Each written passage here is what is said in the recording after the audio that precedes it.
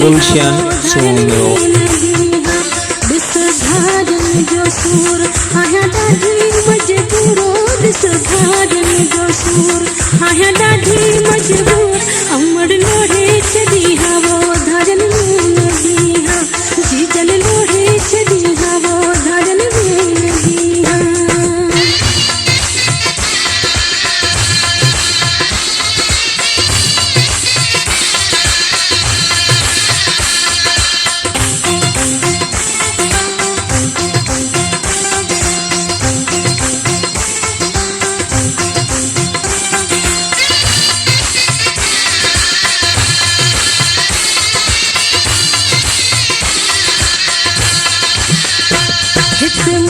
अकेली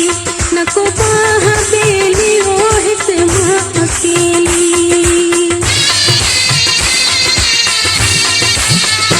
हित मां अकेली नको बाह बेली ओ कहा दे बयामा कह के जमामा ये जल लोढ़े छदी हवो धरन में नदी हा अमर लोढ़े छदी हवो धरन में नदी हा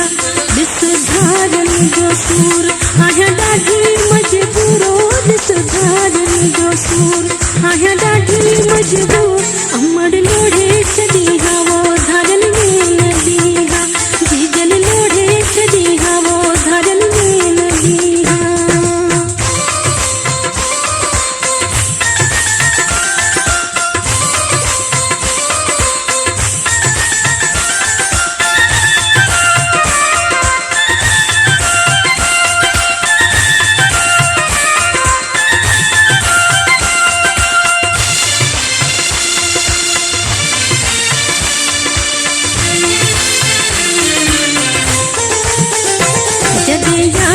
पवन था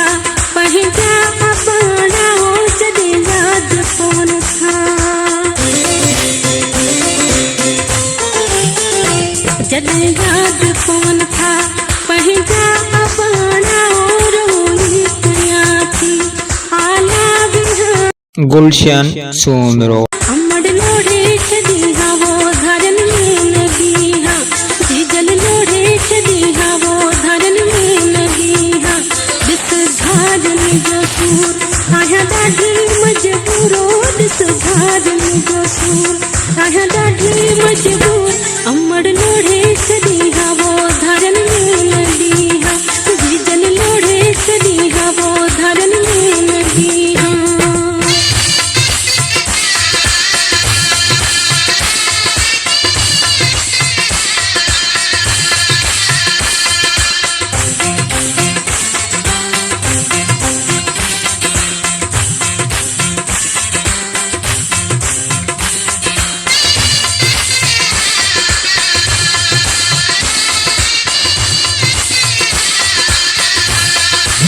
किस्मत कयो कलूर हम पहजन का दूर किस्मत कयो कलूर